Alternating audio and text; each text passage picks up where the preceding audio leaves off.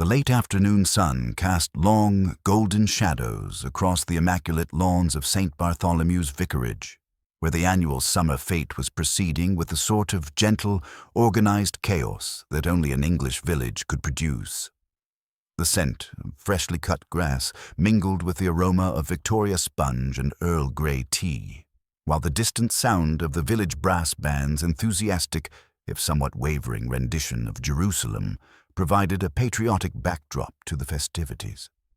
Miss Jane Marple sat comfortably in a wicker chair beneath the spreading branches of an ancient oak tree, her knitting needles clicking with their characteristic rhythm as she worked on what appeared to be a delicate baby shawl in pale yellow wool. To the casual observer, she seemed entirely absorbed in her handicraft, occasionally glancing up with a benevolent smile at the cheerful chaos surrounding her.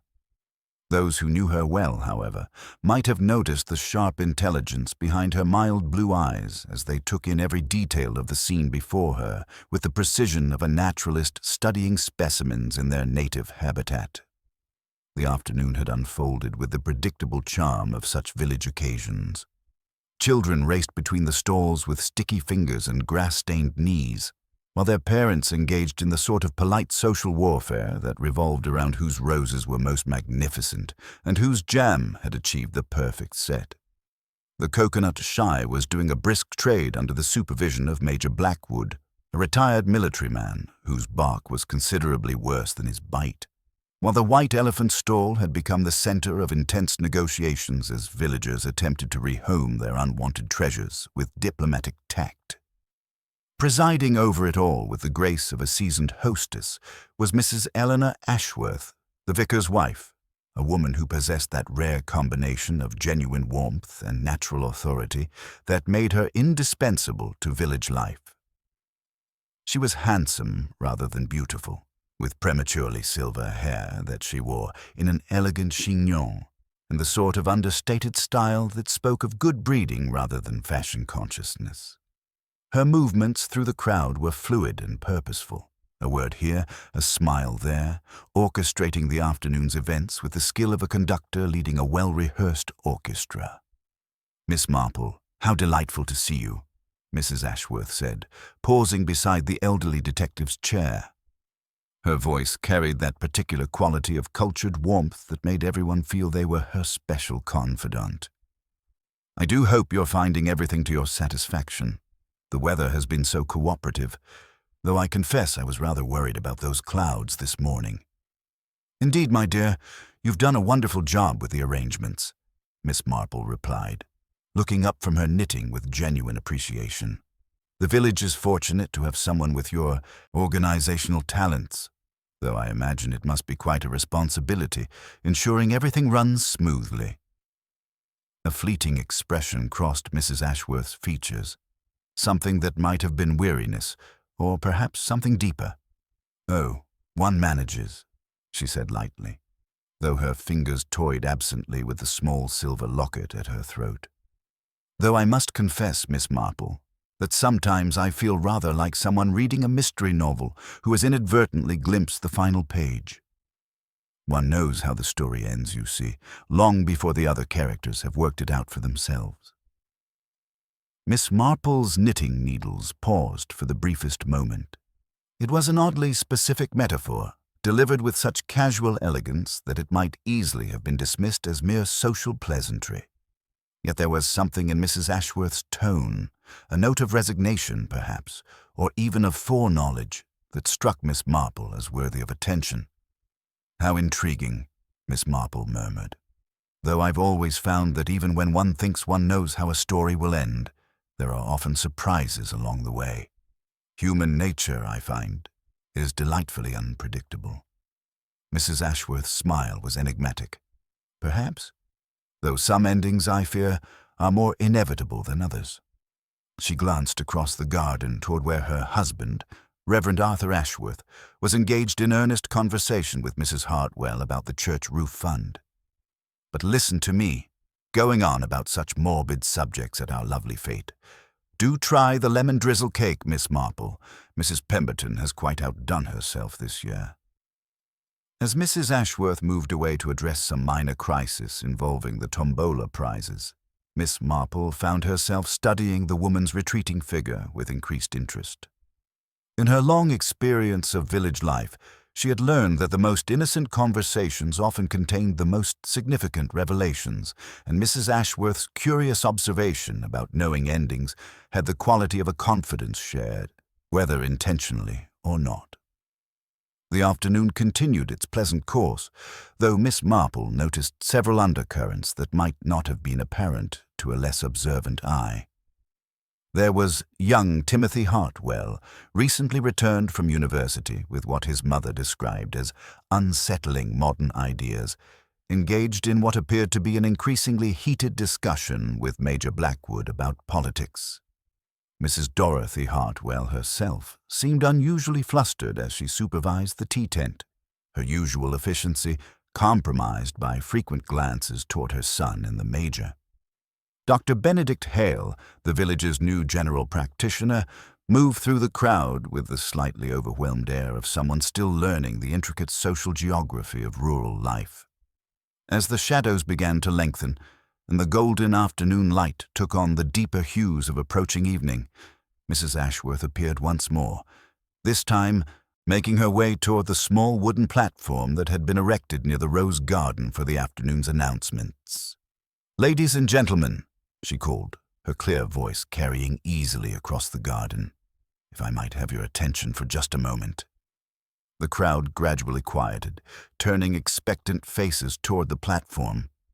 Mrs. Ashworth stood with perfect composure, her silver hair catching the late sunlight, her hands folded neatly before her.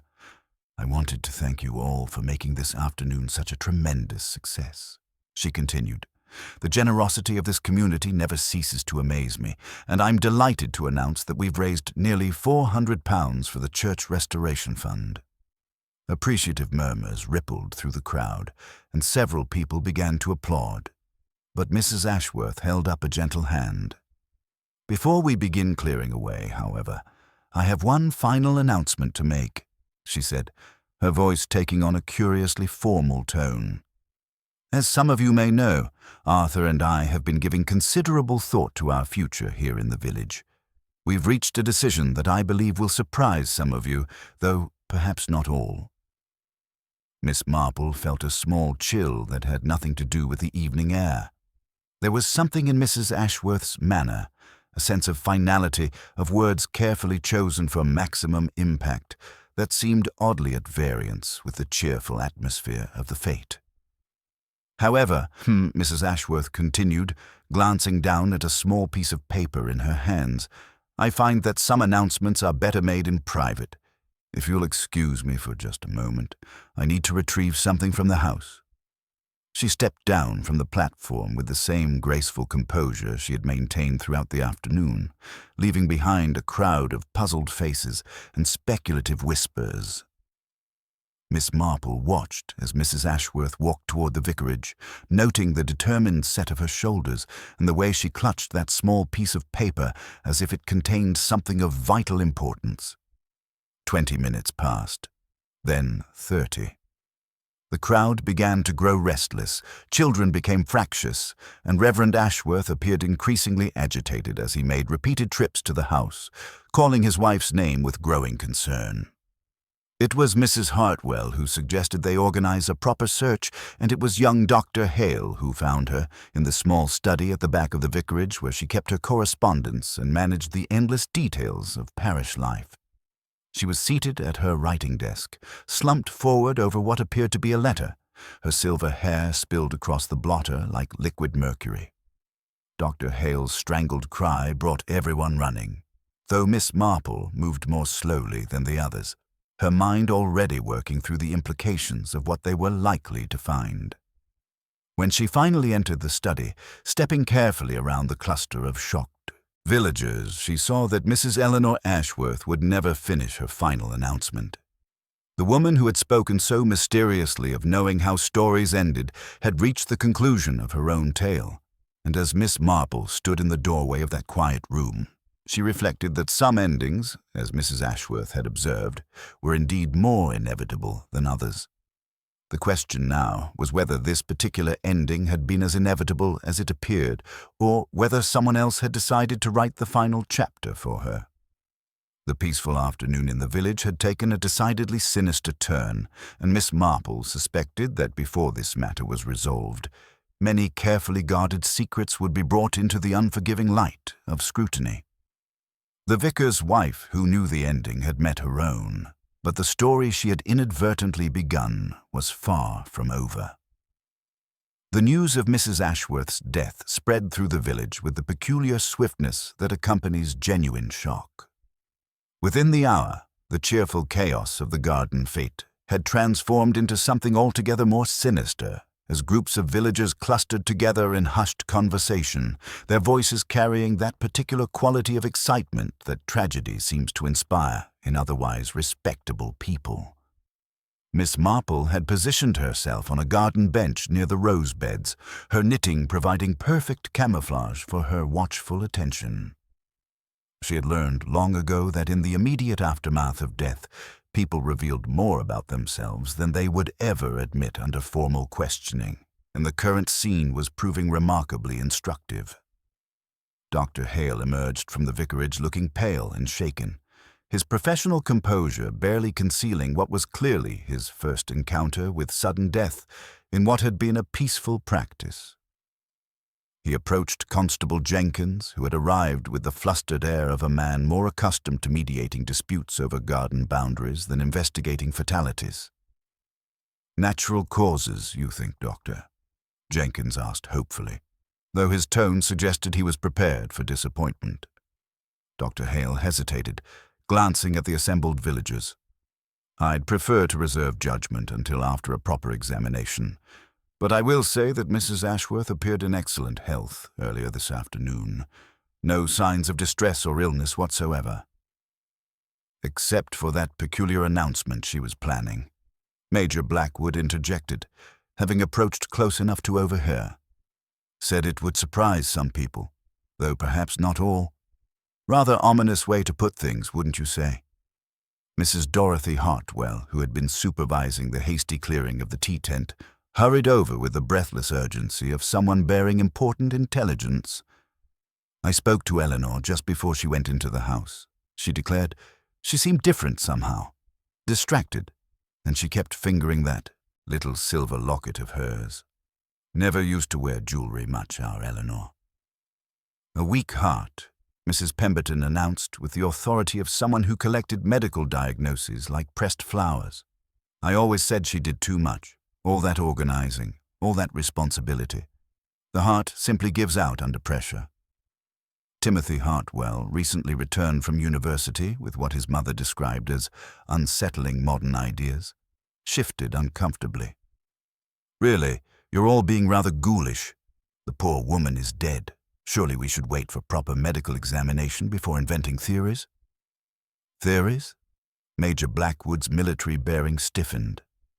"My boy, I've seen enough of life to recognize when something's not right. That business about knowing how stories end. Most peculiar thing to say. Almost as if she had some sort of premonition." Miss Marple's knitting needles paused almost imperceptibly. She remembered Mrs. Ashworth's curious observation about reading mystery novels and knowing the ending before other characters worked it out. There had been something in the woman's tone, a note of resignation, perhaps even of foreknowledge, that had struck her as significant. "Of course there's been a burglar," Major Blackwood continued, warming to his theme. "Open window, lady surprised while writing. These things happen when you leave houses unlocked during public gatherings." "A burglar who writes letters?" Timothy returned skeptically. "Did he pause to organize the parish accounts as well?" Reverend Ashworth appeared in the doorway of the vicarage, his clerical collar askew and his usually gentle demeanor replaced by something approaching bewilderment. He moved with the careful precision of someone trying to maintain composure while privately grappling with shock. "Arthur, my dear fellow," Major Blackwood called out, "terrible business. Perhaps you'd like to stay with us tonight. You shouldn't be alone." The Reverend shook his head slowly. "Thank you, but I think Eleanor would have wanted me to maintain our routines." She was always particular about not causing unnecessary disruption to the community. Miss Marple found this response intriguing, particularly the emphasis on maintaining appearances. In her experience, people who spoke of the deceased's preferences in such specific terms often revealed as much about their own priorities. The arrival of Inspector Craddock from county headquarters brought a welcome note of professional authority to the proceedings. He was a competent man who understood the delicate balance required when investigating death in small communities, where everyone knew everyone else's business or thought they did. "Now then," he said briskly, "I'll need preliminary statements from anyone who spoke with Mrs. Ashworth in her final hour. And I understand she was planning some sort of announcement." "She went to fetch something from the house," Mrs. Hartwell volunteered. "Said some announcements were better made in private. She had a piece of paper in her hands. Looked important." Miss Marple packed away her knitting thoughtfully. The vicar's wife, who knew the ending, had indeed reached her conclusion, but the real story, she suspected, was only beginning to unfold. As darkness settled over the village, she reflected that some endings, as Mrs. Ashworth had observed, were more inevitable than others. The question was whether this particular ending had been as inevitable as it appeared. Inspector Craddock arrived with the methodical efficiency that marked competent provincial police work, bringing with him an air of professional authority that immediately began to impose order on the chaotic aftermath of Mrs. Ashworth's death. Miss Marple observed from her position near the rose garden as he quietly took charge, noting how his presence seemed to quell the more outlandish theories that had been circulating among the villagers like wildfire through dry grass. The vicarage study, when finally examined properly, told a story that was both revealing and puzzling. Mrs. Ashworth had been found slumped over her writing desk, a half-finished letter beneath her hand, though the content remained tantalizingly unclear. The room itself bore the hallmarks of her meticulous nature. Correspondence trays aligned perfectly, parish accounts neatly organized, her fountain pen carefully wiped and capped. Yet there were anomalies that caught Miss Marple's experienced eye when she was permitted a brief glimpse of the scene. Dr. Hale emerged from his preliminary examination looking troubled, his youthful features bearing the strain of professional uncertainty. When Craddock questioned him privately, Miss Marple positioned herself within earshot, her knitting providing perfect camouflage for her attention. "I'm not comfortable certifying natural causes," Dr. Hale admitted reluctantly. "The symptoms suggest digitalis poisoning, though Mrs. Ashworth had no history of heart medication. More concerning, I found traces of what appears to be foxglove residue under her fingernails." This revelation sent a chill through Miss Marple's thoughts. Foxglove grew abundantly in cottage gardens throughout the village, its purple spires a common sight in summer borders. It was also, as any country person knew, deadly poisonous when consumed. The question was whether Mrs. Ashworth had encountered the substance accidentally, deliberately, or through someone else's intervention. Reverend Ashworth, when gently questioned about his wife's recent behavior, provided information that only deepened the mystery. "Eleanor had been rather preoccupied these past weeks," he admitted, his hands nervously adjusting items on the mantelpiece. "She mentioned discovering some irregularities in the church accounts, though she wouldn't discuss details until she'd verified everything properly." The missing silver locket that several witnesses had noticed Mrs. Ashworth wearing added another layer of complexity. Mrs. Hartwell insisted she had seen it glinting in the afternoon sunlight, yet no jewelry was found on the body. A thorough search of the study revealed something far more intriguing. Faint mirror writing impressed on the blotter beneath where Mrs. Ashworth had been writing. The partial words, "certain that silence can," and "before harvest," were barely visible, but they suggested correspondence of considerable importance.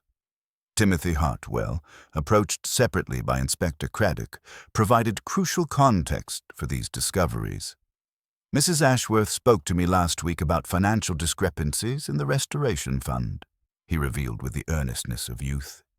"She seemed to think someone had been rather creative with the contributions. She asked me whether I believed people ever truly changed or simply became more themselves under pressure.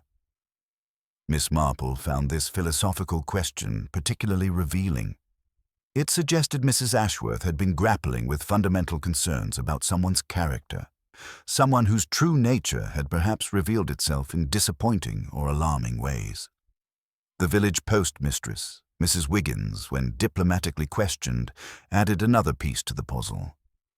Mrs. Ashworth had been posting letters at unusual hours recently, she confided. Yesterday morning she was very particular about the evening collection time. Said she had something important that needed to go out, no matter what. As the afternoon progressed, Inspector Craddock methodically collected statements, though the timelines proved frustratingly vague. People remembered different details. Mrs. Pemberton recalled hearing a second verse of Jerusalem. Major Blackwood insisted the coconut shy had just run out, and Timothy mentioned the sun going behind a cloud.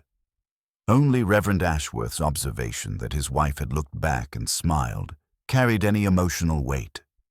Miss Marple packed away her knitting as darkness settled over the village, her mind working through the emerging patterns. A woman who spoke mysteriously of knowing endings, who had been investigating financial irregularities, who had been posting urgent correspondence and planning surprising announcements. A death involving apparent digitalist poisoning in a village where foxglove grew abundantly and secrets seemed to flourish with equal vigor. The vicar's wife, who knew the ending, had indeed reached her conclusion, but Miss Marple suspected the real mystery was only beginning to reveal its troubling dimensions. Someone in this peaceful village possessed knowledge that Mrs. Ashworth had discovered, and that discovery had proved fatal. The morning after Mrs. Ashworth's death dawned with the peculiar quality of light that follows tragedy in small communities, where ordinary routines continue but feel somehow hollow and provisional. Miss Marple emerged early for her constitutional, noting how curtains twitched with unusual frequency and conversations ceased abruptly when she approached. The village had that heightened awareness that accompanies sudden death, where every detail takes on potential significance and every neighbor becomes a repository of crucial intelligence. Inspector Craddock had established himself in the vicarage study with methodical efficiency, and his preliminary findings painted an increasingly complex picture. The missing silver locket that Mrs. Hartwell had specifically noticed proved particularly intriguing when Beatrice Lane, the vicarage maid, described its contents during questioning. "A tiny photograph inside, sir," Beatrice explained, her hands twisting her apron nervously. "You'd need a magnifying glass to see it proper. Just a child, I think, though whether boy or girl I couldn't say. Mrs. Ashworth was very particular about that locket. Wore it every day since I've been here." More disturbing was Dr. Hale's discovery of a teacup with unusual residue. "Not ordinary tea staining," he reported with professional concern. "Something that left a brownish ring quite different from tannin. I intended to preserve it for analysis, but the cup was cleared before anyone thought to prevent it." The study itself told its own story of careful preparation and sudden interruption. Mrs. Ashworth's fountain pen lay precisely capped beside an unfinished letter, while her account books showed the meticulous attention to detail that had characterized her parish work. Yet Inspector Craddock noted subtle signs of disturbance. A letter opener slightly displaced from its groove, a drawer that opened too smoothly after years of sticking. Timothy Hartwell's testimony provided the crucial context for these physical clues. When questioned privately, the young man revealed information that cast Mrs. Ashworth's death in an entirely different light. She'd discovered systematic irregularities in the Church Restoration Fund, he admitted reluctantly. Someone had been diverting contributions over nearly 3 years, starting with small amounts but growing bolder. Mrs. Ashworth had documented everything meticulously. She showed me ledgers with discrepancies totaling several £100. This revelation transformed the investigation's focus entirely. Financial fraud provided a compelling motive for murder, particularly given Mrs. Ashworth's reputation for moral rectitude and her intention to expose the theft publicly. She planned to confront the person responsible privately first, Timothy continued. Said she believed in Christian charity, giving them opportunity to confess and make restitution before involving authorities. Very characteristic of her generous nature. Major Blackwood quickly emerged as the obvious suspect, his recent confrontation with Mrs. Ashworth providing both motive and opportunity.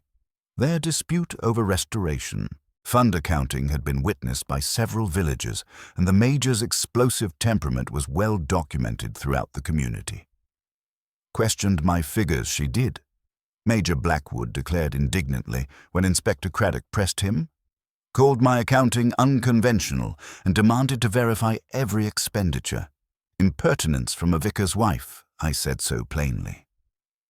The village embraced this narrative eagerly, finding comfort in the familiar pattern of the obvious suspect. Major Blackwood's military bearing and authoritarian manner made him a convenient target for suspicion, while his defensive bluster seemed to confirm guilt rather than innocence. Miss Marple, however, observed these developments with characteristic skepticism. During a carefully casual conversation with Reverend Ashworth, she made a seemingly innocent inquiry about his wife's gardening preferences. Eleanor never cared for foxgloves, the Reverend replied thoughtfully. Said they were too wild, too unpredictable for her taste. She preferred cultivated flowers, roses particularly. This small detail struck Miss Marple as significant. A woman who avoided foxgloves from aesthetic preference was unlikely to handle them carelessly enough to acquire fatal quantities of their poison accidentally. Yet someone had recently harvested foxgloves from Mrs. Pemberton's garden, timing that coincided suspiciously with Mrs. Ashworth's death. As evening approached, Miss Marple reflected that the vicar's wife, who knew endings, had indeed met her own, but the story surrounding her death was far from concluded. The obvious suspect often proved the least likely in carefully orchestrated crimes, and she suspected that, before this matter was resolved, several carefully maintained facades would crumble to reveal uncomfortable truths about human nature and village respectability. Inspector Craddock had established himself in the vicarage study with the methodical precision that marked competent police work, though Miss Marple noted how his professional efficiency seemed to impose an artificial order on what had been a deeply personal space. The morning light streaming through the mullioned windows illuminated dust motes that danced above Mrs. Ashworth's carefully organized correspondence, creating an almost sacred atmosphere that seemed to demand reverence rather than investigation. The discovery of the teacup with unusual residue had prompted a thorough examination of the vicarage crockery, and it was here that Beatrice Lane's nervous efficiency provided the first crucial clue. Miss Marple observed from the kitchen doorway as the young maid sorted through the accumulated tea service from the previous day's fete, her movements betraying an anxiety that went beyond mere concern for her employer's death. The good china's all accounted for, Beatrice murmured, more to herself than to anyone listening. But there's something not right about the church hall set. She paused over a cream-colored cup with the characteristic crackle glaze of institutional crockery, its saucer bearing the telltale impression of a paper doily. We don't use frilly things here at the vicarage. Mrs. Ashworth was very particular about that. Miss Marple's attention sharpened considerably. A doily belonged at church gatherings, not in the private study of a woman known for her understated elegance. Someone had brought not merely poisoned tea to Mrs. Ashworth, but had done so using the paraphernalia of public gatherings, suggesting either carelessness or a deliberate attempt to obscure the source of the fatal refreshment. 23, Beatrice whispered, counting the church hall saucers with unconscious precision. There should be 24. One's missing from the set. This detail struck Miss Marple as particularly significant. In her experience, domestic servants possessed an almost supernatural awareness of household inventories, and Beatrice's certainty suggested that someone had indeed imported church crockery into the vicarage for purposes that had nothing to do with ordinary hospitality. Inspector Craddock's questioning of Reverend Ashworth revealed additional inconsistencies that cast doubt on the assumption of natural death. Eleanor never took refreshments at her writing desk, the Reverend insisted. his voice carrying the conviction of long familiarity. She considered it disrespectful to her correspondence. "Crumbs among papers," she used to say, "are the sign of a disordered mind." Yet someone had clearly provided Mrs. Ashworth with tea on that fatal afternoon, tea served in crockery that didn't belong in her private study. The implications were troubling, suggesting either that Mrs. Ashworth had been coerced into breaking her established habits, or that someone had administered the fatal dose under circumstances she hadn't anticipated.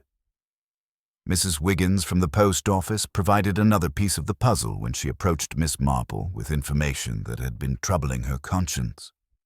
Mrs. Ashworth had been receiving correspondence that seemed to cause her considerable distress, she confided.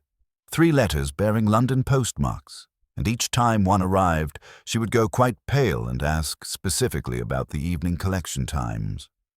This revelation suggested external pressures that went beyond simple village politics, though the exact nature of these London connections remained mysteriously unclear.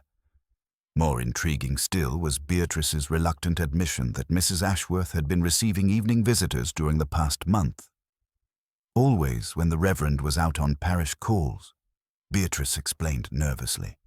"The same person each time, though I never saw who clearly. They'd sit in the parlour with the door closed, speaking in low voices. Sometimes Mrs. Ashworth would cry afterward, but she never explained why."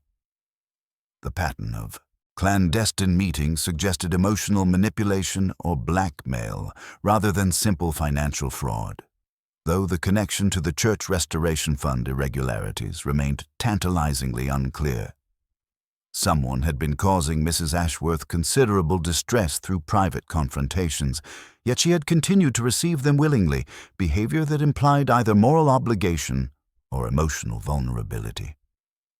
Major Blackwood's position as primary suspect seemed increasingly secure when Dr. Hale revealed the precision required for the foxglove poisoning. "The concentration suggests someone with exact knowledge of dosage," he reported grimly. "Too little would merely cause illness. Too much would be immediately apparent.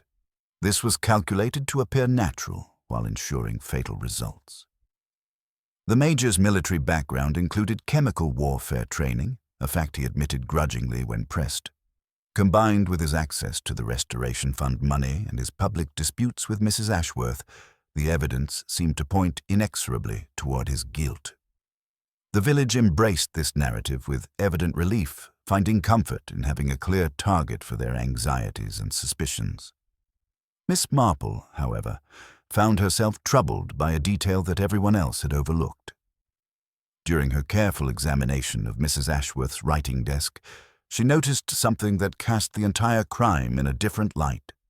Beneath the current sheet of blotting paper, almost invisible unless one knew precisely what to look for, was a faint, circular indentation, the precise imprint of a small, ornate clasp.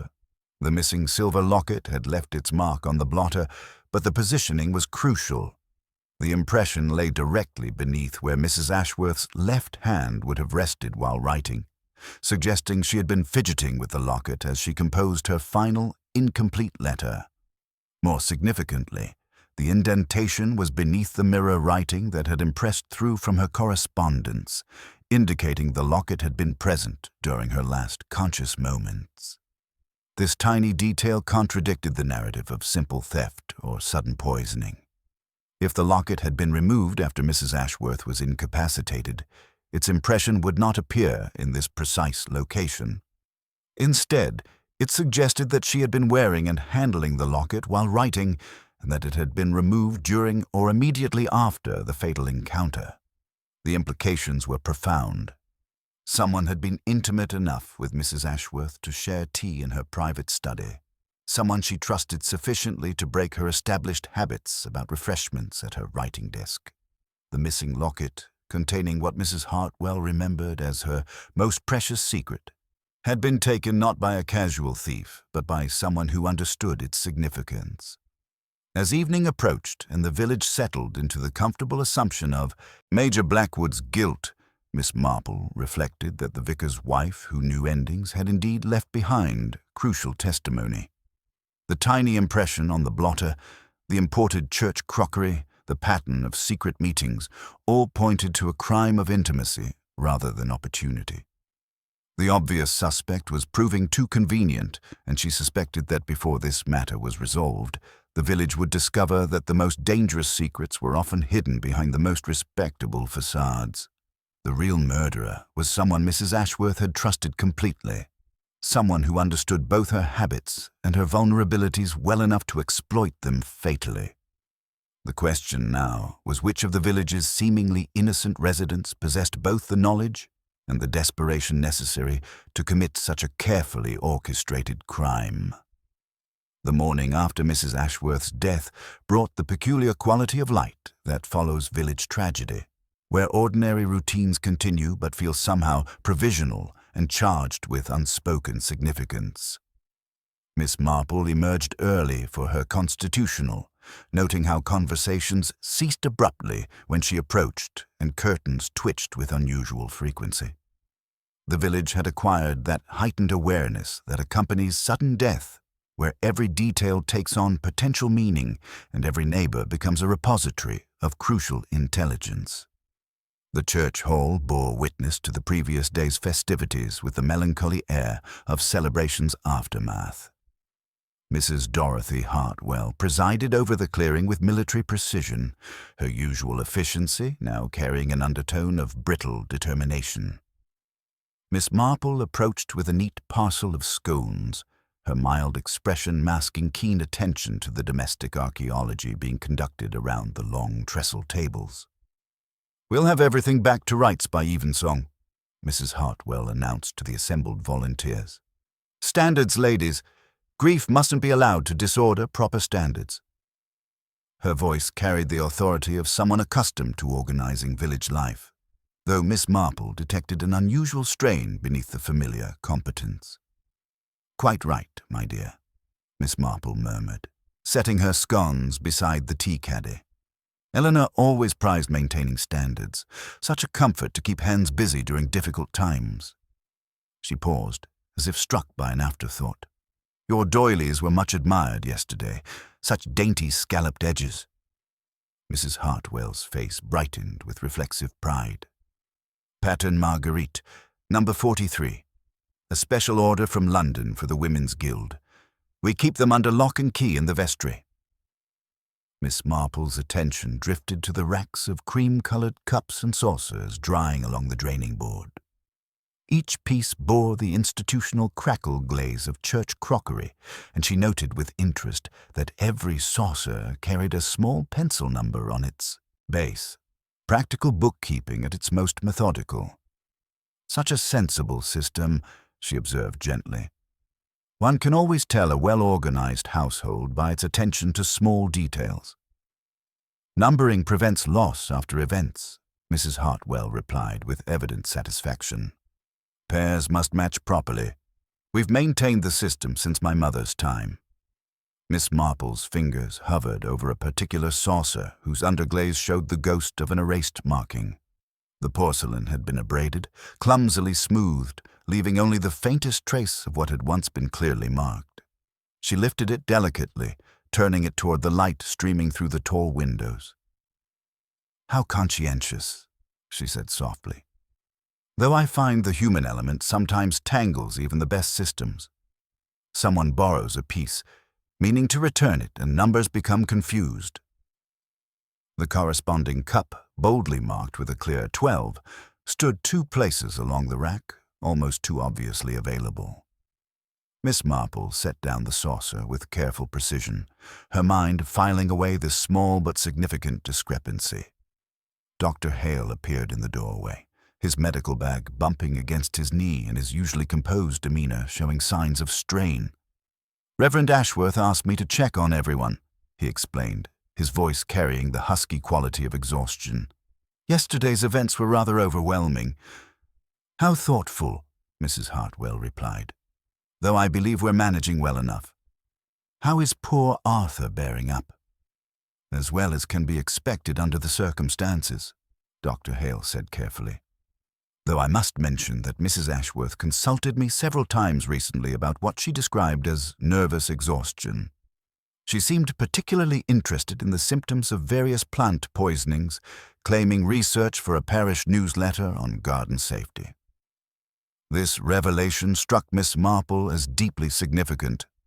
A woman experiencing mysterious psychological distress who researched poisoning symptoms suggested either contemplation of self-harm or fearful anticipation of external threat. Either possibility cast Mrs. Ashworth's death in an entirely different light. She was always so thorough in her research, Mrs. Hartwell said, though her voice carried a slight tremor. Eleanor never did anything by halves. Miss Marple observed the interplay between Dr. Hale and Mrs. Hartwell with growing interest. There were undercurrents here that spoke of shared knowledge, of conversations that had occurred beyond the public eye. The missing locket, the imported church crockery, the careful timing of the poisoning, all suggested someone with intimate access to Mrs. Ashworth's private world. As she prepared to take her leave, Miss Marple paused by the compost area behind the hall, where a fragment of charred paper clung to a bramble. The fire had reduced most of it to ash, but tiny blackened letters remained visible. Cert. Sil. Before Harv. She made no sign of having noticed, simply admired the late roses and continued on her way. The vicar's wife, who knew endings, had indeed left behind crucial testimony, though it required careful interpretation to understand its full significance.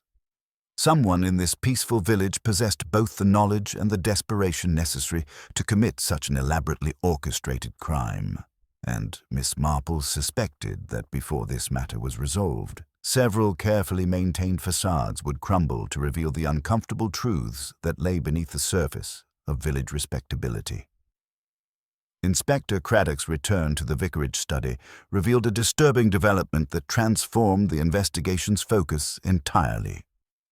The blotter that had contained faint impressions of Mrs. Ashworth's final correspondence had been replaced with pristine felt, and the unfinished letter itself had vanished completely. The room appeared otherwise undisturbed, yet Miss Marple detected the faint, acrid scent of burned paper lingering beneath the familiar lavender sachets that Mrs. Ashworth had favored. "Who has accessed this room since yesterday evening?" Craddock demanded, his professional composure strained by this obvious tampering with evidence. Reverend Ashworth appeared genuinely bewildered by the question. "I've scarcely crossed the threshold, Inspector. Beatrice has strict instructions not to disturb anything, and I've been receiving callers in the front parlor." The maid's protestations of innocence carried the ring of truth, yet someone had clearly entered the study with specific purpose. Miss Marple noted a single flake of ash clinging to the fireplace fender, despite no fire having been laid since the previous day. The evidence pointed toward deliberate destruction of crucial documents, suggesting a killer who possessed both access and intimate knowledge of what Mrs. Ashworth had been investigating. Mrs. Wiggins at the post office provided the next crucial revelation when questioned about recent deliveries. "We had a registered letter from London yesterday afternoon," she explained with the confidential air of someone whose profession involved everyone's private business. "Addressed to Mrs. Ashworth, signed for before 4 o'clock. The signature on the receipt proved illuminating when examined closely. While it read E. Ashworth clearly enough, the handwriting bore little resemblance to Mrs. Ashworth's characteristic neat script. The loops were larger, more elaborate, executed with different pressure entirely. "Someone intercepted correspondence intended for the deceased," Craddock observed grimly. "This suggests premeditation extending beyond the immediate crime." At the church hall, Miss Marple's careful examination of the crockery revealed additional evidence of calculated deception. The saucer, with its deliberately erased number, told its own story of borrowed institutional property, while the discovery of a scorched doily in the waste bin provided physical proof of the murder weapon's delivery method. The brown stain on its scalloped edge was decidedly not tea, and the circular pattern matched perfectly with standard church hall saucers. Mrs. Hartwell's supervision of the clearing operation took on new significance when viewed through this lens of evidence. her defensive pride about the numbered system, her obvious anxiety about maintaining proper standards, and her intimate knowledge of church inventory all pointed towards someone with both opportunity and capability for the elaborate deception. Dr. Hale's revelation about his medical supplies added another crucial dimension to the investigation. "I discovered a tincture bottle replaced out of order yesterday morning," he reported with obvious concern. "My assistant is new, but the displacement suggests someone with specific pharmaceutical knowledge accessed my surgery." This detail transformed Mrs. Hartwell from mere suspect to prime candidate. Her wartime nursing experience had provided extensive training in medications and dosages, knowledge that would prove invaluable for calculating the precise digital concentration required to ensure fatal results while maintaining the appearance of natural death. The psychological pressure driving the crime became clearer when Timothy Hartwell revealed his mother's increasing agitation about the approaching harvest festival. "She keeps mentioning that some secrets can't survive the harvest," he explained with obvious confusion. "Something about external auditors reviewing the annual appeal accounts." This timeline provided compelling motive for desperate action. The festival would bring outside scrutiny of parish finances, making it impossible to conceal systematic irregularities any longer. Someone facing inevitable exposure had been driven to murder to prevent their crimes from becoming public knowledge. Major Blackwood's position as obvious suspect suffered a fatal blow when his alibi proved unshakable. The church verger confirmed that the major had spent the crucial period repairing bell ropes in the tower, visible to multiple witnesses throughout the afternoon. His elimination left the investigation focused on less obvious but more dangerous possibilities. Miss Marple observed the interplay of guilt and fear among the remaining suspects with growing certainty. Mrs. Hartwell's medical knowledge, financial access, and intimate understanding of Mrs. Ashworth's habits created a compelling case for both opportunity and capability. The pattern of secret evening meetings that had caused Mrs. Ashworth such distress suggested confession and attempted negotiation rather than simple blackmail. The missing silver locket assumed new significance as potential evidence rather than mere theft. Mrs. Ashworth's habit of fingering the jewelry when distressed indicated it contained something of profound importance, perhaps documentation that posed additional threat to the murderer's security. Its careful removal suggested intimate knowledge of both its contents and significance. As evening approached, Miss Marple reflected that the vicar's wife, who knew endings, had indeed discovered the conclusion to a story of financial fraud and moral corruption. Her attempt to handle the matter with Christian charity had proved fatally naive, exploited by someone who had chosen murder over disgrace when confronted with inevitable exposure. The real killer was hiding behind a facade of community service and respectability, someone whose desperation had overcome their moral constraints in the face of approaching revelation. The evening service at St. Bartholomew's drew an unusually full congregation, though the reasons were only partly spiritual. The pews filled with faces composed into appropriate solemnity, yet Miss Marple observed how eyes darted with the restless attention of spectators anticipating revelation. The familiar cadences of evensong provided comfort in their predictability, while Reverend Ashworth's voice, quieter than usual but steady, carried the ancient words through air thick with unspoken questions. "The poisoner strikes again." Following the service, the congregation moved naturally toward the church hall, where Mrs. Hartwell had arranged the customary refreshments with her characteristic precision. The cream-colored crockery gleamed under the electric lights, each piece bearing its penciled number with institutional efficiency. Miss Marple noted how Mrs. Hartwell's movements possessed an almost manic quality of organization, her attention focused with unusual intensity on the proper arrangement of cups and saucers. Inspector Craddock positioned himself near the tea urn with studied casualness, his experienced eye cataloguing faces and behaviors with professional thoroughness.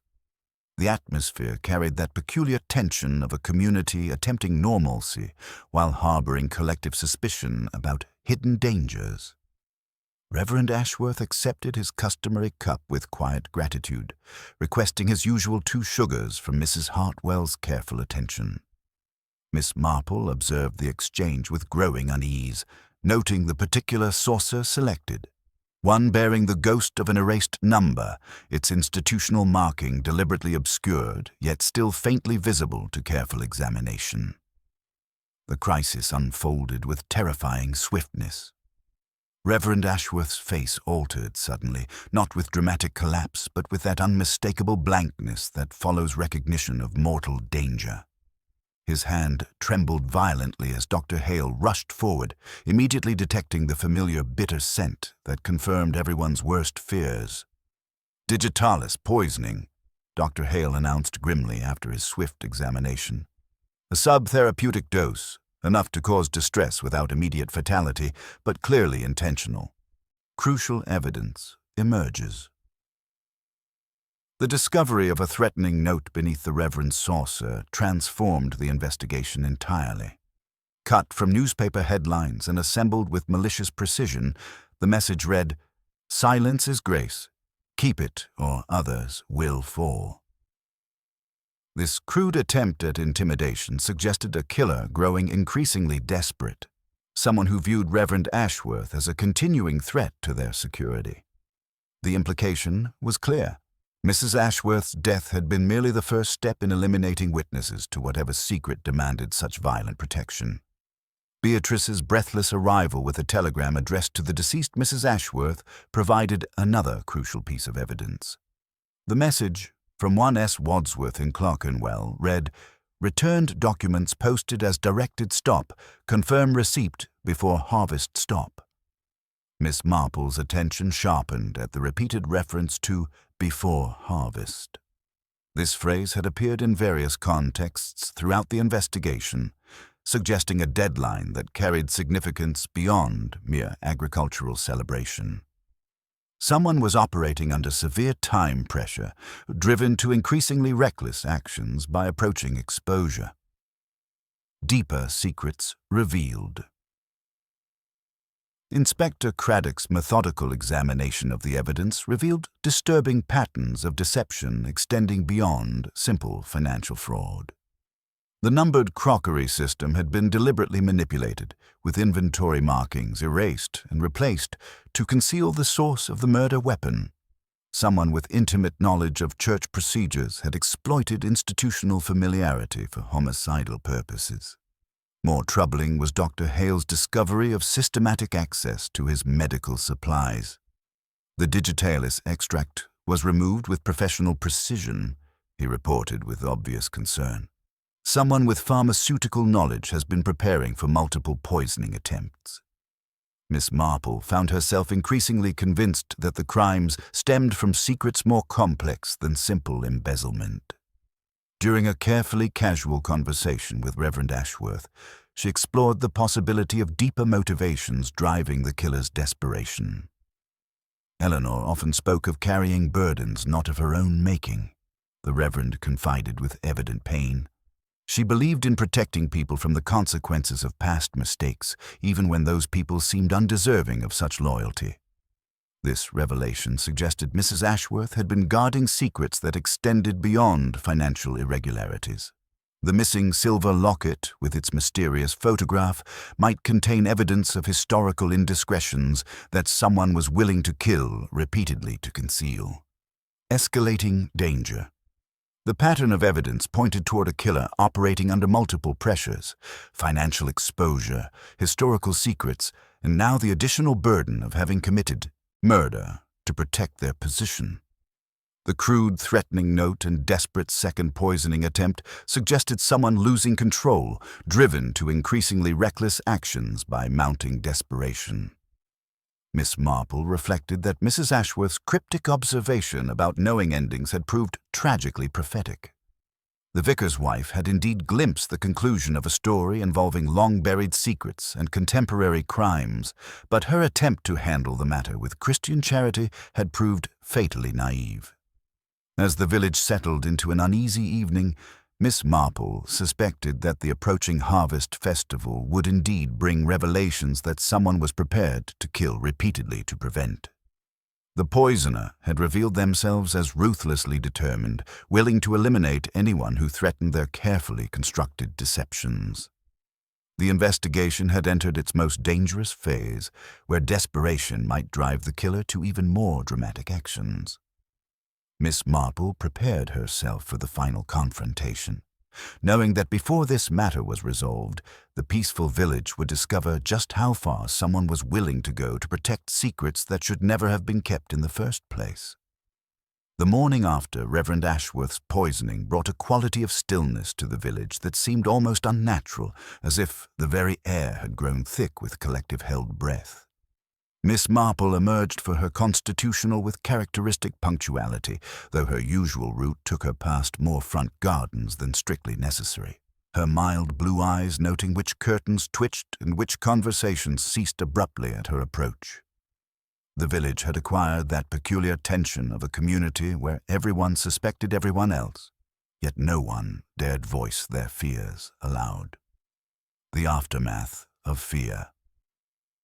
The church hall bore witness to the previous evening's drama with the melancholy air of a stage after the final curtain. Mrs. Dorothy Hartwell supervised the clearing with her customary efficiency, though Miss Marple observed a brittle quality to her usual competence, as if each precise movement required conscious effort to maintain.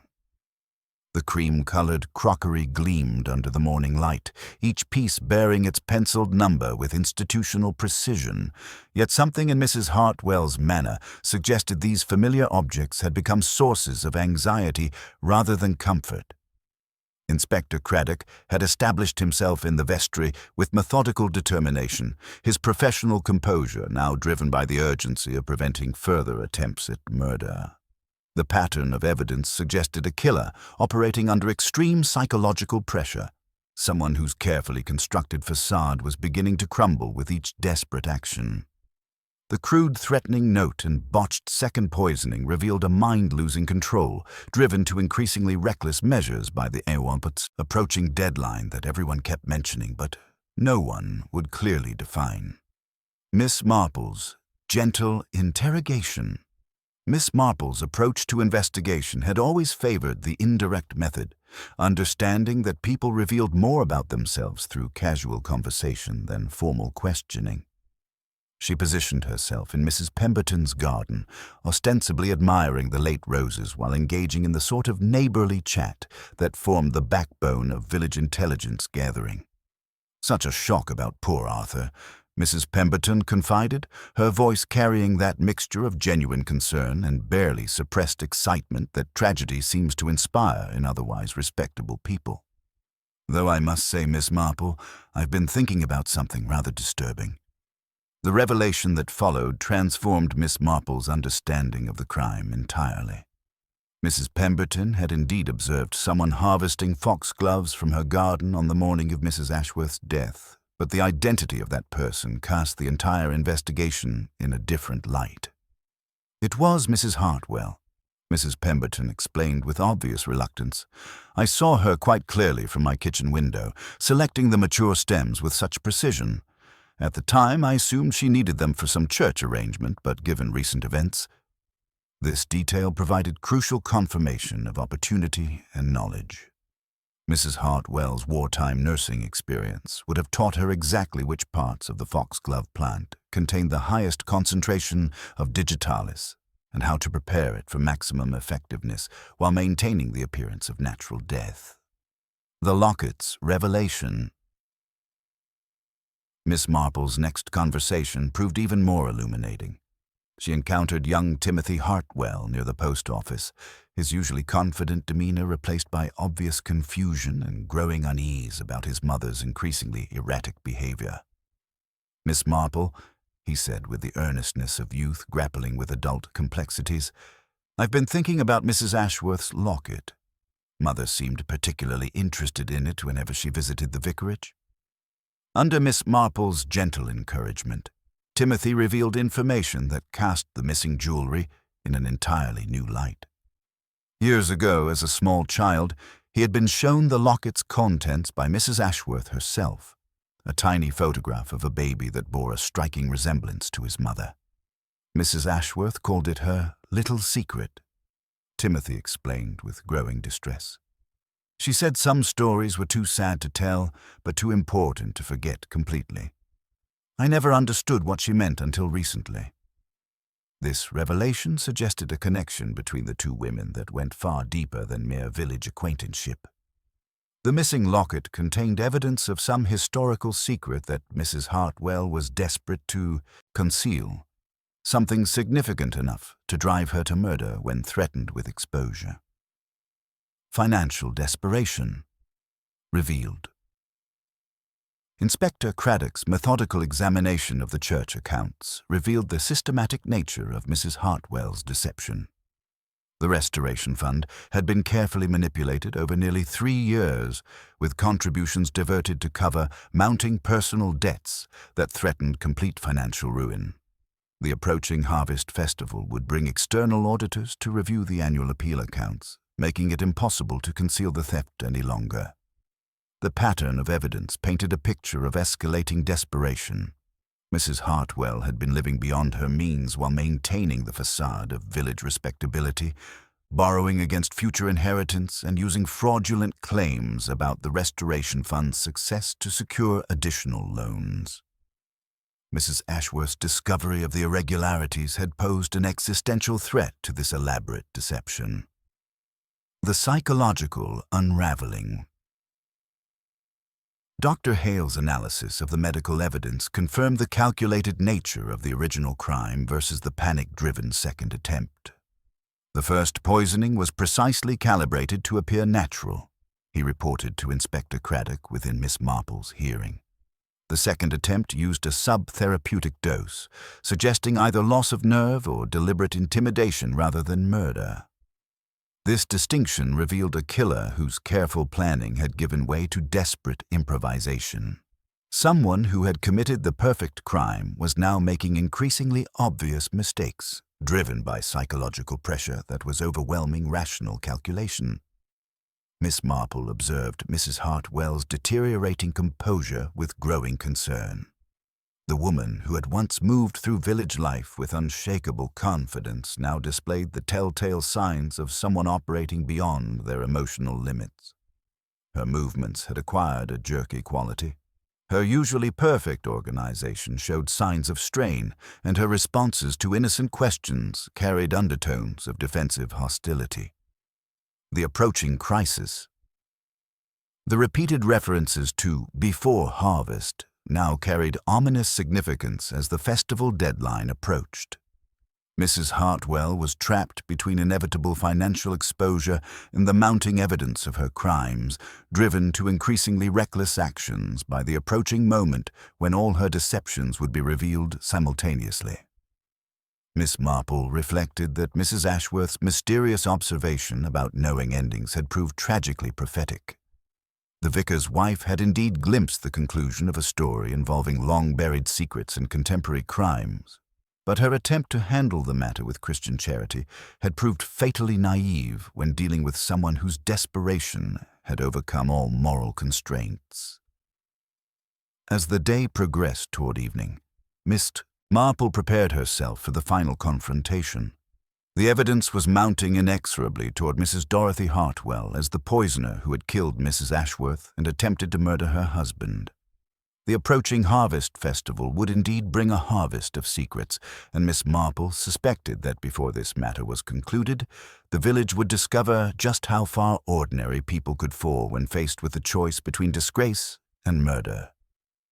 The killer's facade was crumbling with each passing hour, and Miss Marple knew that someone operating under such extreme psychological pressure might attempt even more dramatic actions to escape the inevitable consequences of their crimes.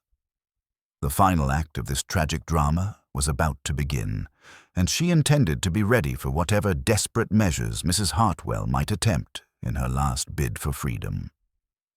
The evening before the Harvest Festival brought an unseasonable chill to the village. though the church hall glowed with warm electric light as the final preparations proceeded under Mrs. Dorothy Hartwell's meticulous supervision.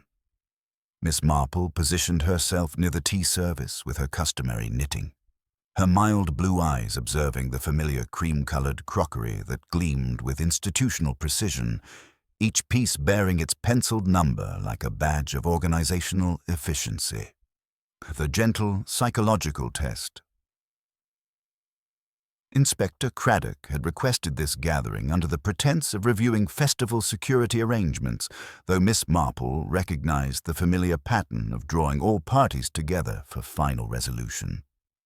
The assembled villagers displayed that particular combination of curiosity and unease that accompanies such occasions, their conversations carrying undertones of speculation about the investigation's progress. Mrs. Hartwell moved through her duties with the brittle efficiency of someone operating beyond their emotional limits. Her usually perfect composure showed hairline cracks that became more apparent under scrutiny. A tremor in her hands as she arranged the numbered saucers, a defensive sharpness in her responses to innocent questions, and most tellingly, her obsessive attention to the very crockery that had become both her weapon and her weakness. Miss Marple approached the tea table with characteristic gentleness, selecting a cup and saucer with deliberate care. "Such beautiful organization, my dear," she observed mildly, lifting a saucer whose number had been partially erased. "Though I notice this one seems to have lost its proper marking. How curious that institutional numbering should prove so impermanent." The comment struck Mrs. Hartwell like a physical blow, though she attempted to maintain her composure. "Sometimes the pencil marks fade with washing," she replied, her voice carrying a slight tremor. "One does one's best to maintain proper systems." "Indeed," Miss Marple agreed pleasantly, her fingers tracing the abraded surface where someone had attempted to erase the evidence. "Though I've always found it fascinating how people reveal their true nature under pressure. Some maintain their principles regardless of circumstances, while others discover capabilities they never imagined possible. The revelation of hidden connections." Miss Marple's next observation carried the weight of accumulated evidence delivered with characteristic understatement. "I was thinking earlier about Mrs. Ashworth's silver locket. Such a delicate piece of jewelry, with such an interesting photograph inside. Not a child, as some supposed, but something far more significant." Mrs. Hartwell's defensive response came too quickly, betraying her intimate knowledge of the locket's contents. "I wouldn't know anything about Eleanor's personal jewelry." "Of course not," Miss Marple replied gently, producing the small silver locket with careful precision. "Though when one examines the photograph closely, one discovers it's not actually of a person at all, but of a document, a birth certificate to be precise, photographed in miniature as a form of insurance against future difficulties." The revelation struck the assembled company with varying degrees of comprehension, though Mrs. Hartwell's face had gone ashen. Miss Marple continued with relentless gentleness, her voice carrying the authority of absolute certainty. "The certificate documents the birth of Timothy Hartwell to Dorothy Pemberton, as she was then known, with the father listed as Arthur Ashworth, our dear Reverend, before his ordination and marriage. Mrs. Ashworth discovered this secret years ago and chose to protect both parties through silence and discretion. The financial motive exposed." Inspector Craddock stepped forward with professional timing, his evidence prepared for maximum impact. "The Restoration Fund accounts reveal systematic embezzlement over nearly 3 years," he announced quietly. "Someone with access to the church finances had been diverting contributions to cover mounting personal debts, using the respectability of the fund as collateral for increasingly desperate loans." Mrs. Hartwell's carefully constructed facade began to crumble visibly as the full scope of her deception became clear. The historical secret that Mrs. Ashworth had protected out of Christian charity had become a weapon of blackmail in desperate hands, while the approaching harvest festival would bring external auditors to examine the very accounts that contained evidence of systematic theft. The poisoning was carefully calculated, Dr. Hale added with professional gravity. Someone with medical knowledge administered precisely the correct dose of digitalis to ensure fatal results while maintaining the appearance of natural death. The foxgloves were harvested from Mrs. Pemberton's garden with surgical precision, selecting only the most potent portions of the plant. Miss Marple's final deduction. Miss Marple's voice carried the gentle authority that had solved countless mysteries through understanding human nature rather than forensic evidence. Mrs. Ashworth's cryptic observation about knowing endings proved tragically prophetic. She had indeed discovered the conclusion to a story involving long-buried secrets and contemporary crimes, but her attempt to handle the matter with discretion proved fatally naive.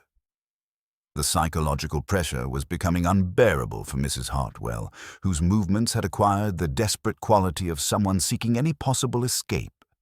Her eyes darted between the exits and the assembled faces, calculating odds that were diminishing with each revelation. The missing locket contained the only physical evidence of Timothy's true parentage, Miss Marple continued with inexorable logic. Its theft wasn't motivated by simple greed, but by the desperate need to eliminate proof of a secret that would destroy not only your reputation, but your son's legitimacy and inheritance prospects.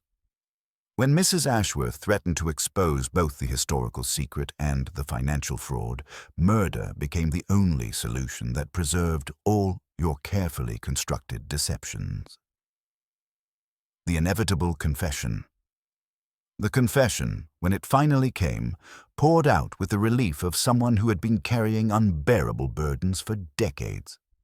Mrs. Dorothy Hartwell, pillar of village respectability and model of organizational efficiency, admitted to poisoning Mrs. Eleanor Ashworth to protect secrets that had corrupted her life since Timothy's birth.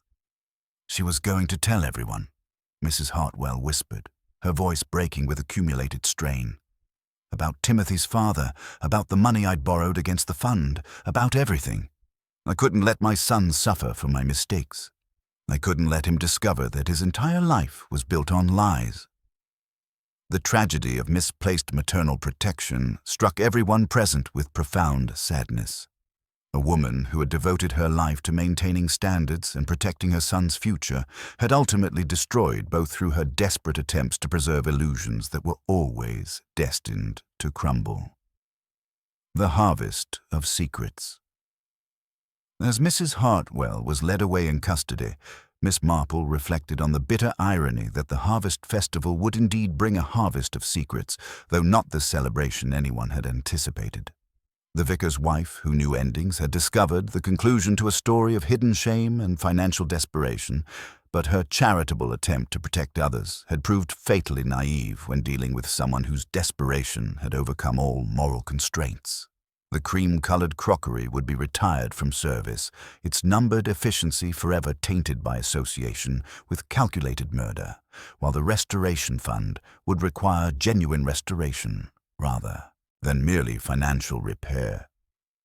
Timothy Hartwell would face the double burden of learning his true parentage and his mother's crimes, though perhaps in time he would find peace in understanding the desperate love that had driven her to such tragic extremes. The village would slowly heal from the wounds inflicted by discovering that their most trusted neighbor had been capable of murder, though the knowledge that respectability could conceal such darkness would linger in memory long after the immediate shock had faded. Miss Marple packed away her knitting with characteristic composure, reflecting that some endings were indeed more inevitable than others, and that human nature's capacity for both sacrifice and destruction remained eternally fascinating to those who took the trouble to observe it carefully. The morning after Mrs. Hartwell's confession dawned with the peculiar quality of light that follows the resolution of long-held mysteries, where familiar landscapes appear somehow altered by the knowledge of secrets finally revealed. The village resumed its routines with the cautious delicacy of someone setting down a fragile cup, each movement deliberate and careful, as if sudden gestures might shatter the fragile piece that had been so dearly purchased. The slow process of healing. Miss Marple emerged for her constitutional with characteristic punctuality, observing how the community absorbed the shocking truth that their most trusted neighbor had been capable of murder. The church hall stood empty in the early morning light, its cream-colored crockery packed away in storage boxes that would never see public use again. The numbered system that had represented Mrs. Hartwell's organizational pride now served as evidence in a murder investigation, each penciled marking a reminder of how methodical minds could turn to methodical evil when driven by sufficient desperation. Inspector Craddock departed with professional satisfaction, his case files complete with confessions and physical evidence that would ensure successful prosecution. Yet Miss Marple understood that the real resolution of village mysteries required something beyond legal conclusions, the slow process by which communities absorbed shocking truths and learned to continue living with the knowledge of what ordinary people could become under extraordinary pressure. Individual reckonings. Timothy Hartwell sat in the vicarage parlor with the stunned expression of someone whose entire understanding of identity had been shattered overnight. Reverend Ashworth, still pale from his own brush with poisoning, attempted to provide pastoral comfort while grappling with his own guilt and the revelation that he was father to the young man he had known only as a parishioner's son. "I loved your mother once," the Reverend explained with painful honesty, his voice carrying the weight of decisions made decades earlier. "Before my calling, before my marriage to Eleanor. We were young and I was weak, and when she discovered her condition, I was too cowardly to face the consequences properly." Eleanor had discovered the truth shortly after their marriage, keeping the locket's photographic evidence not for blackmail but for protection, ensuring that if anything happened to her, the truth would survive to safeguard Timothy's interests. She had loved him as the child she could never have herself, her Christian charity extending even to protecting the reputation of her husband's former lover. Community restoration. The immediate aftermath saw a flurry of activity around the Church Restoration Fund. Under Inspector Craddock's guidance, a thorough audit revealed the full extent of Mrs. Hartwell's embezzlement, but the villagers rallied with renewed purpose. Contributions poured in, not just to make up the deficit, but as a symbolic act of collective healing, a reaffirmation of their commitment to their community despite the recent darkness. Major Blackwood, mortified by the suspicions that had fallen upon him, donated a month's pension and polished the church brasses with penitent zeal. Dr. Hale, having faced his first encounter with calculated evil, found the village less dismissive of his youth. He spoke more softly, and people listened better. Mrs. Pemberton quietly dug up her foxgloves until Miss Marple, pausing at the gate, observed that flowers harm no one unless invited to the teapot. "It is hands, not petals, that choose," she added gently. Symbolic renewal. The cream-colored crockery was ceremonially retired, its associations too stubborn to scour clean. New cups arrived, brightly patterned and cheerfully informal, a small but significant gesture of moving forward, of shedding the shadows of the past. The harvest festival proceeded with subdued determination, the decorations fewer but more meaningful, the music quieter but more heartfelt. Reverend Ashworth's sermon addressed themes of forgiveness and redemption with particular poignancy. "We are all capable of falling short of our ideals," he declared from the pulpit, his voice steady despite the personal cost of such honesty. "The measure of our character lies not in our perfection, but in our willingness to face truth and seek redemption." Miss Marple's final reflections. As the service concluded and the congregation moved toward their harvest feast, Miss Marple reflected on the human complexities that had driven the recent tragedy. Mrs. Ashworth's observation about knowing endings had proved tragically prophetic. She had indeed glimpsed the conclusion of a story involving hidden parentage and financial desperation, but her attempt to manage the crisis through private negotiation had underestimated the psychological pressure driving Mrs. Hartwell to increasingly desperate measures. The village would heal, as villages always did, but the knowledge that respectability could conceal such darkness would linger in collective memory. Mrs. Dorothy Hartwell, who had devoted her life to maintaining standards and protecting her son's future, had ultimately destroyed both through her desperate attempts to preserve illusions that were always destined to crumble. Miss Marple packed away her knitting with characteristic composure, understanding that some mysteries resolved themselves not through dramatic revelation, but through the slow process of communities learning to live with uncomfortable truths. Human nature, she reflected, rarely surprises if one attends to it carefully. It is the audience that prefers to be astonished. The vicar's wife, who knew endings, had left behind a legacy more complex than any simple moral lesson. A reminder that even the most charitable hearts could not always prevent the tragic consequences of secrets too long kept and desperation too deeply buried. The morning after Mrs. Hartwell's confession dawned with the peculiar quality of light that follows the resolution of long-held mysteries, where familiar landscapes appear somehow altered by the knowledge of secrets finally revealed. The village resumed its routines with the cautious delicacy of someone setting down a fragile cup, each movement deliberate and careful, as if sudden gestures might shatter the fragile piece that had been so dearly purchased. The slow process of healing.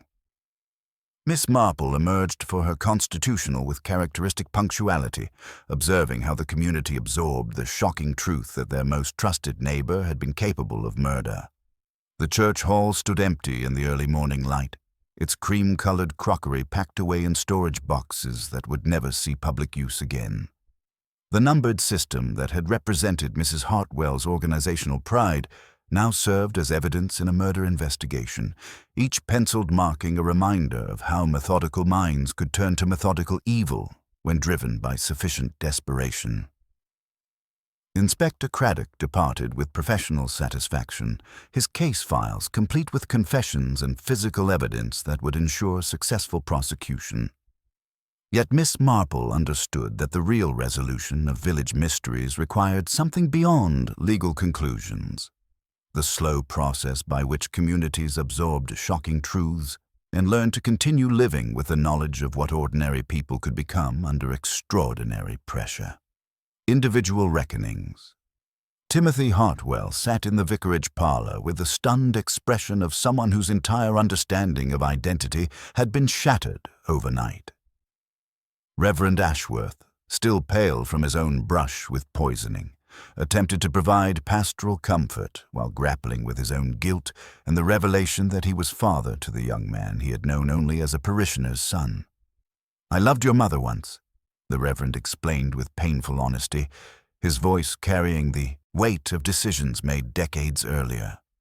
"Before my calling, before my marriage to Eleanor. We were young and I was weak, and when she discovered her condition, I was too cowardly to face the consequences properly."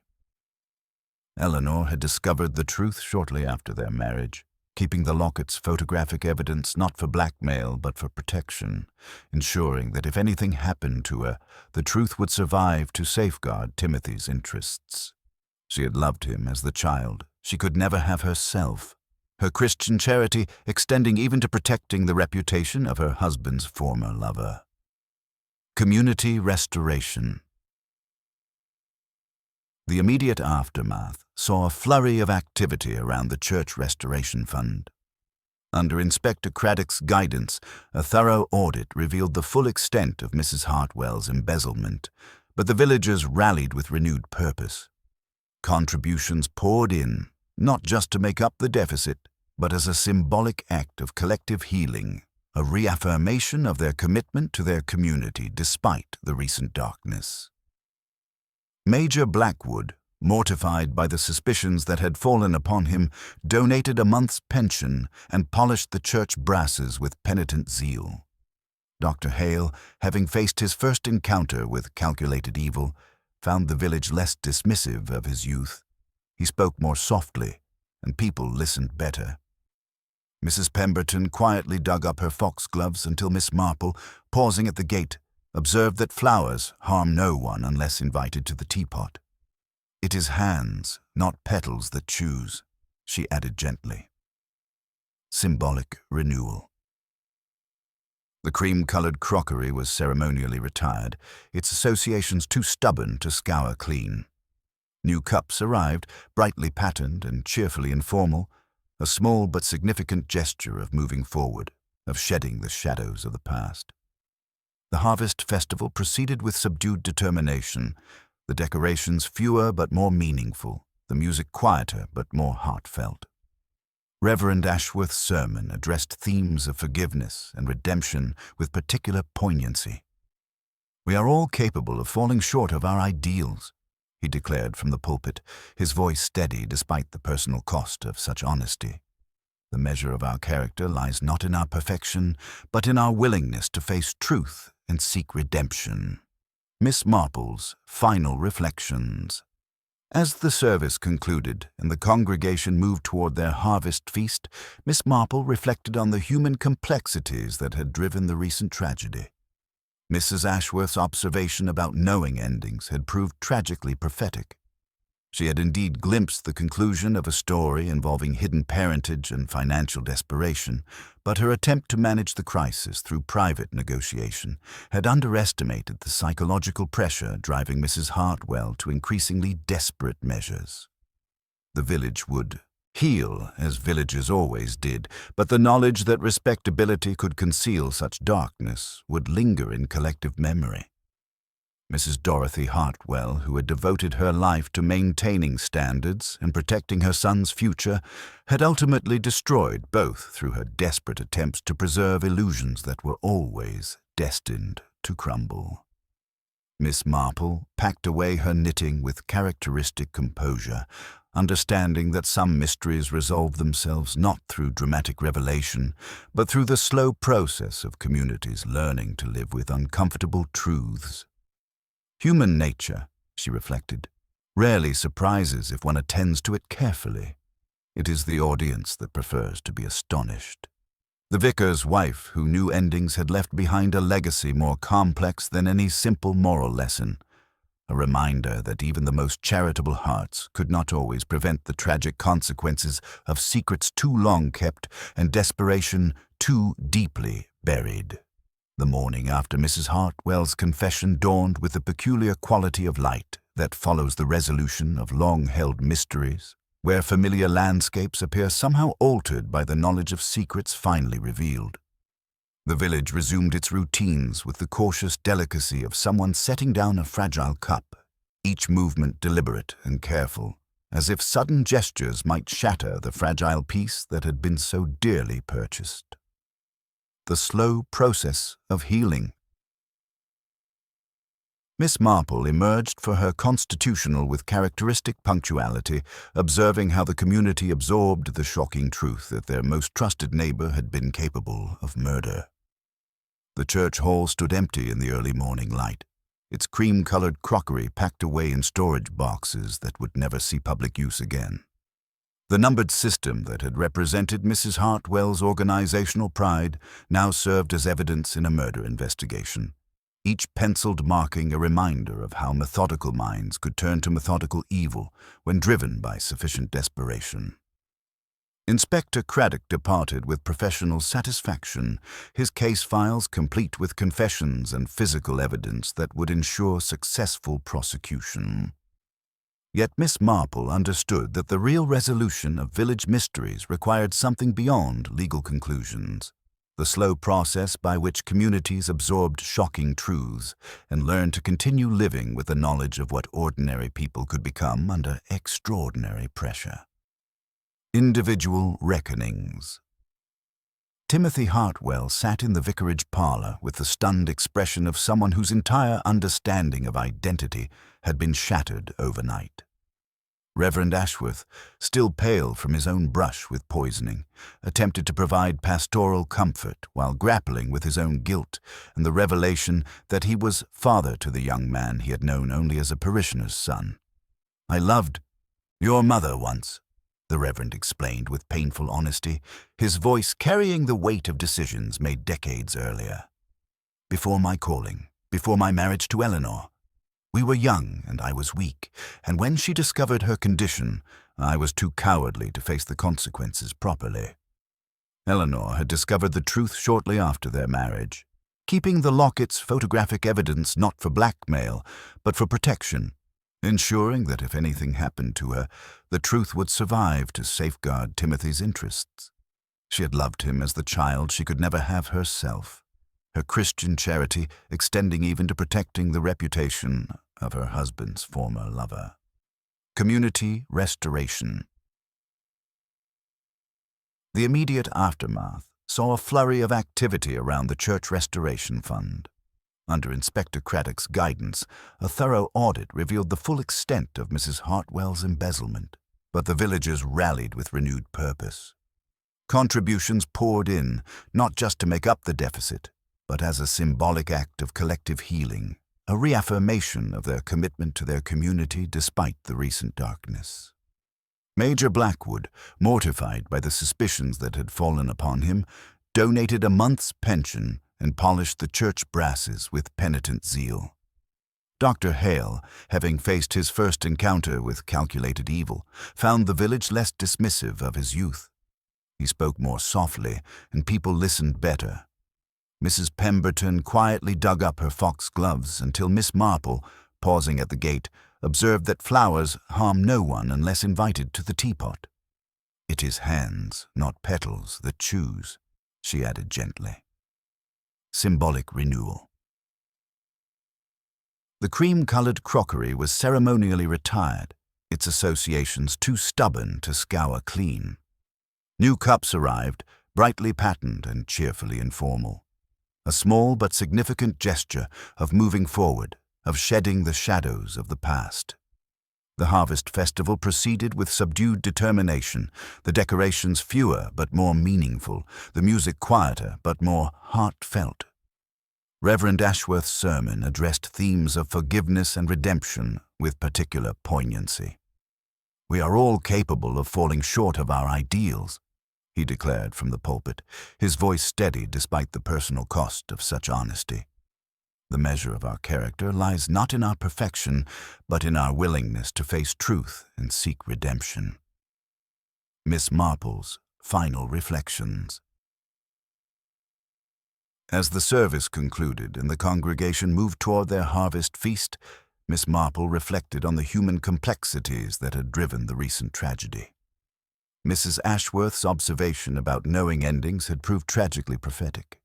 She had indeed glimpsed the conclusion of a story involving hidden parentage and financial desperation, but her attempt to manage the crisis through private negotiation had underestimated the psychological pressure driving Mrs. Hartwell to increasingly desperate measures. The village would heal, as villages always did, but the knowledge that respectability could conceal such darkness would linger in collective memory. Mrs. Dorothy Hartwell, who had devoted her life to maintaining standards and protecting her son's future, had ultimately destroyed both through her desperate attempts to preserve illusions that were always destined to crumble. Miss Marple packed away her knitting with characteristic composure, understanding that some mysteries resolve themselves not through dramatic revelation, but through the slow process of communities learning to live with uncomfortable truths. Human nature, she reflected, rarely surprises if one attends to it carefully. It is the audience that prefers to be astonished. The vicar's wife, who knew endings, had left behind a legacy more complex than any simple moral lesson. A reminder that even the most charitable hearts could not always prevent the tragic consequences of secrets too long kept and desperation too deeply buried. The morning after Mrs. Hartwell's confession dawned with the peculiar quality of light that follows the resolution of long-held mysteries, where familiar landscapes appear somehow altered by the knowledge of secrets finally revealed. The village resumed its routines with the cautious delicacy of someone setting down a fragile cup, each movement deliberate and careful, as if sudden gestures might shatter the fragile piece that had been so dearly purchased. The slow process of healing.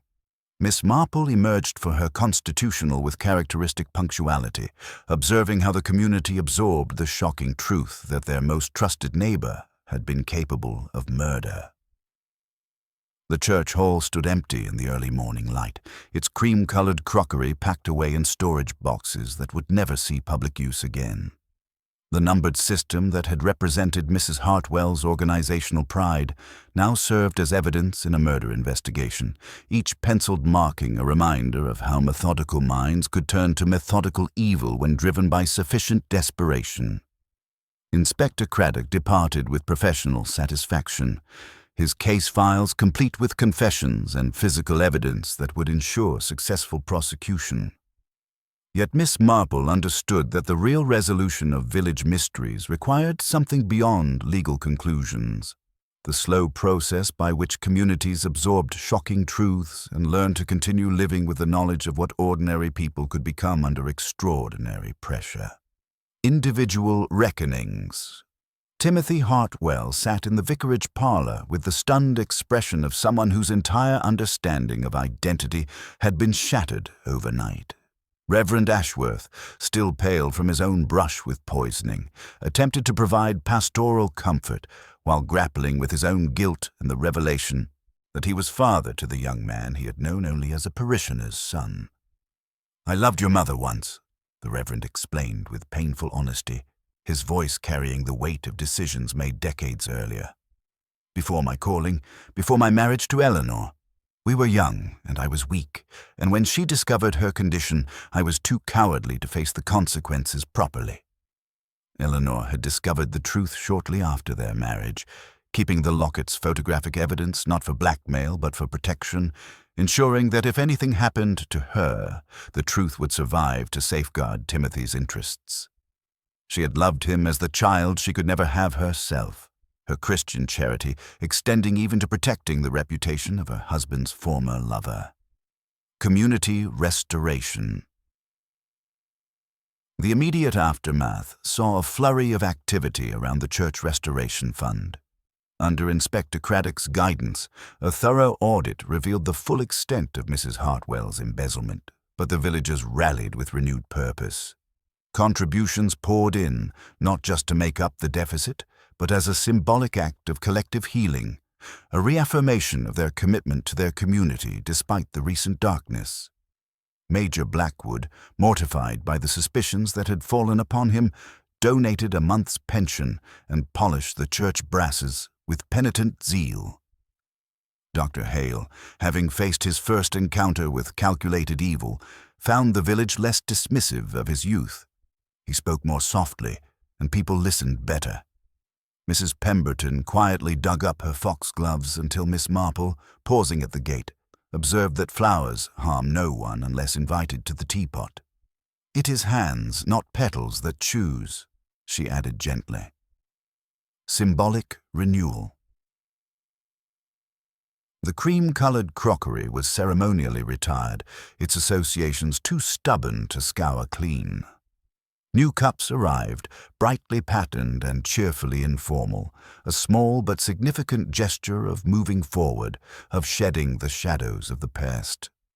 The harvest festival proceeded with subdued determination, the decorations fewer but more meaningful, the music quieter but more heartfelt. Reverend Ashworth's sermon addressed themes of forgiveness and redemption with particular poignancy. "We are all capable of falling short of our ideals," he declared from the pulpit, his voice steady despite the personal cost of such honesty. "The measure of our character lies not in our perfection, but in our willingness to face truth and seek redemption." Miss Marple's final reflections. As the service concluded and the congregation moved toward their harvest feast, Miss Marple reflected on the human complexities that had driven the recent tragedy. Mrs. Ashworth's observation about knowing endings had proved tragically prophetic. She had indeed glimpsed the conclusion of a story involving hidden parentage and financial desperation, but her attempt to manage the crisis through private negotiation had underestimated the psychological pressure driving Mrs. Hartwell to increasingly desperate measures. The village would heal, as villages always did, but the knowledge that respectability could conceal such darkness would linger in collective memory. Mrs. Dorothy Hartwell, who had devoted her life to maintaining standards and protecting her son's future, had ultimately destroyed both through her desperate attempts to preserve illusions that were always destined to crumble. Miss Marple packed away her knitting with characteristic composure, understanding that some mysteries resolve themselves not through dramatic revelation, but through the slow process of communities learning to live with uncomfortable truths. Human nature, she reflected, rarely surprises if one attends to it carefully. It is the audience that prefers to be astonished. The vicar's wife, who knew endings, had left behind a legacy more complex than any simple moral lesson.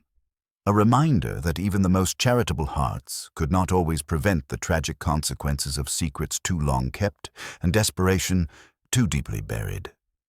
The weeks following Mrs. Hartwell's confession settled over the village with the particular quality of autumn light that seems to reflect a community's own process of healing. Miss Marple maintained her constitutional walks with characteristic punctuality, observing how familiar routines resumed but carried the subtle weight of hard-won wisdom. The church bells still rang for evensong, children still played in the lanes, yet everything resonated with the slightly different tone of a melody played in a minor key after surviving a discordant passage. The final revelations. Inspector Craddock's departure brought with it the satisfying closure of official documentation, though Miss Marple understood that village mysteries required resolution beyond legal conclusions. The crucial letter from S. Wadsworth of Clerkenwell provided the final piece of Mrs. Ashworth's careful planning. The London solicitor confirmed that Eleanor had engaged his firm years earlier to obtain certified copies of Timothy's birth certificate, keeping them secure until her final, urgent request to return them before harvest. Timothy received the sealed envelope addressed in Eleanor's careful script, containing not accusations, but gentle explanation.